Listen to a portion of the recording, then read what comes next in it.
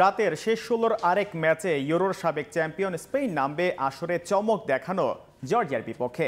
কোলনে match শুরু হবে বাংলাদেশ সময় রাত ১টায়।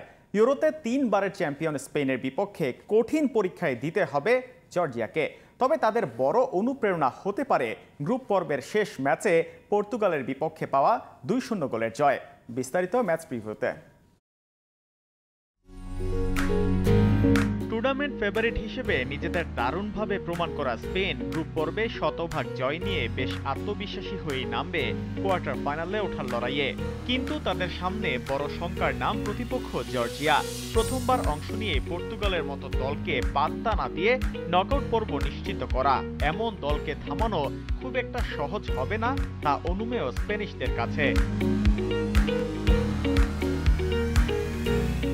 যদিও ২০০৮ সালের পর প্রথমবার ইউরোতে গ্রুপ পর্বের ৩ ম্যাচ জিতে ফুরফুরে মেজাজে লুইস ডি লা ফুয়েন্তের দল। প্রথম পর্বের ৩ ম্যাচে কোনো গোলই হজম না করা স্প্যানিশরা জর্জিয়ার বিপক্ষে চাইবে পুনরাবৃত্তি।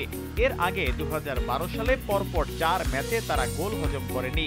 সেই আসরের চ্যাম্পিয়ন হয় তারাই। চলতি আসরেও এমন কিছু ঘটাতে চাইবে ফেরান তোরেসরা। এখন পর্যন্ত জর্জিয়ার সঙ্গে ৭ বারের দেখায় ৬টিতেই জয় স্পেনের। এক ম্যাচের নিষেধাজ্ঞা কাটিয়ে দলে ফিরেছেন মিডফিল্ডার রদ্রি।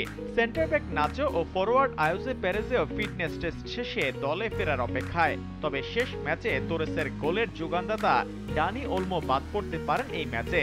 আর আক্রমণভাগে আলভারো মোরাতার সঙ্গে নিশ্চিতভাবেই ফিরছেন দুই তরুণ তুর্কি লামিন ইয়ামাল ও নিকো উইলিয়ামস। অর্থাৎ পূর্ণ শক্তির স্পেন পরিসংখ্যানের মতো ম্যাচেও থাকবে এগিয়ে। এ পর্যন্ত ইউরোতে জর্জিয়া যেভাবে গতিময় ফুটবল দিয়ে নিজেদের এগিয়ে নিয়ে এসেছে, তাতে স্পেনের বিপক্ষে ভালো কিছুর আশা তারা করতেই পারে।